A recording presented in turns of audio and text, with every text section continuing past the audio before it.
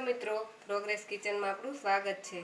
आज बनावीशुं आपणे सूरतनो फेमस एवो चीज पनीर गोटाळो। चीज पनीर गोटाळो बनाववा माटे मैं अहीं 200 ग्राम पनीर लई लीधुं छे, 200 ग्राम चीज लई लीधुं छे। आ बेने मैं पहेलाथी ज खमणीने रेडी करी लीधेलुं छे। 2 नंग मीडियम साइजना कांदा लीधा छे अने 2 नंग टमेटा लीधा छे, एने पण मैं झीणा समारी लीधा छे अने 100 ग्राम पालक लीधी छे, तेने पण समारी लीधी छे।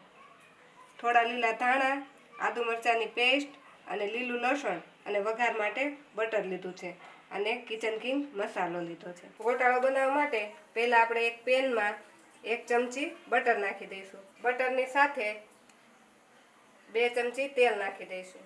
हवे तेल में बटर सारी रीते मेल थाय एटले एमां नाखी दईशुं आपणे अर्धी चमची जीरुं। तेनी साथे नाखी दईशुं आपणे 1 चमची आदू मरचानी पेस्ट અને લીલું લસણ આને સારી રીતે મિક્સ કરી થોડીવાર માટે સાતળી લઈશું।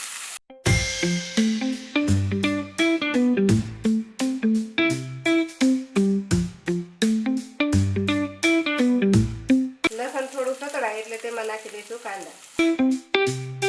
હવે આપણે કાંદાને લાઈટ બ્રાઉન રંગના થાય ત્યાં સુધી સાતળી।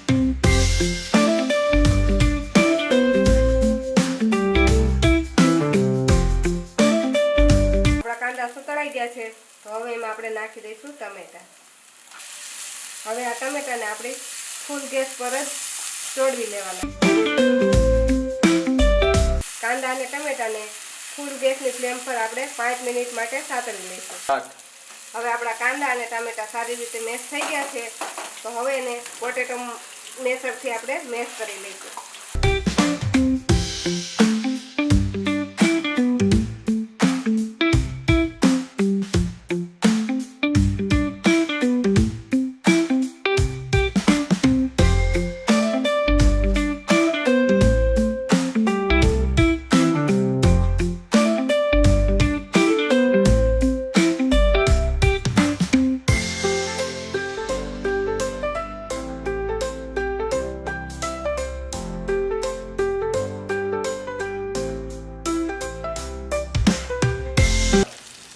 તેમાં આપણે નાખીશું થોડુંક મીઠું। આપણે મીઠું અત્યારે એકદમ ઓછું જ નાખીશું કેમ કે આપણા ચીઝમાં પણ મીઠું હશે।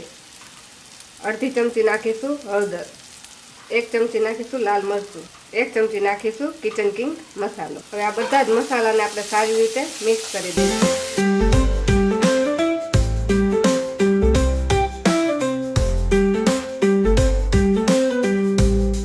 હવે તેમાં નાખી દઈશું આપણે ઝીણી સમારેલી પાલક। હવે આ પાલકને આપણે કાંદા ટમેટાની સાથે સારી રીતે મિક્સ કરી દઈશું।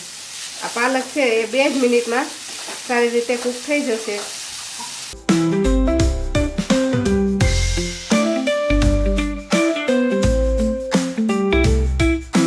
હવે આપણે પાલક પણ સારી રીતે ગળી ગઈ છે તો હવે એમાં નાખી દઈશું આપણે પનીર અને ચીઝ, બંને વસ્તુ આપણે અત્યારે એમાં નાખી દઈશું। હવે આને બધી જ વસ્તુને મિક્સ કરી દઈશું।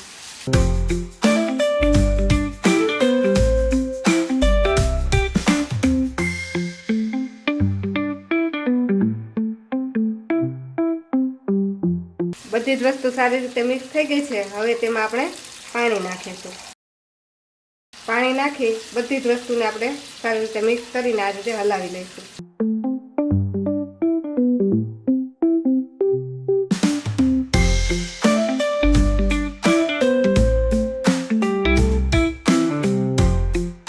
બધી જ વસ્તુને આપણે સારી રીતે મિક્સ કરી અને 5 મિનિટ માટે થવા દઈશું।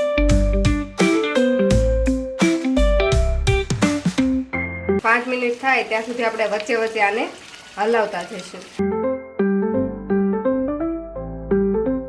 હવે આપણો ચીઝ પનીર ગોટાળો બનીને રેડી થઈ ગયો છે તો તેના પર આપણે લીલા ધાણા નાખીશું અને ગેસની ફ્લેમને બંધ કરીશું। અને ગોટાળા સાથે પીરસવા માટે આપણે પાવને પણ શેકી લઈશું। એક પેનમાં આપણે થોડુંક બટર નાખી દઈશું, તેમાં થોડું લાલ મરચું પાવડર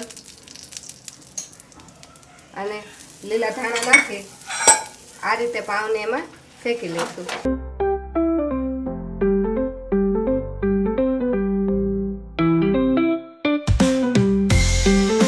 ઉપરથી પાછું થોડુંક બટર લગાવી બંને સાઈડથી પાવને શેકી લઈશું। હવે આપણા પાવ પણ શેકાઈ ગયા છે, તો હવે આપણે એને સર્વ કરી લઈશું. તો આપણો ચીઝ પનીર ગોટાળો બનીને રેડી થઈ ગયો છે. જો તમને અમારો આજનો વિડીયો ગમ્યો હોય તો અમારા વિડીયોને લાઈક કરો અને પ્રોગ્રેસ કિચન ચેનલને સબસ્ક્રાઈબ કરો.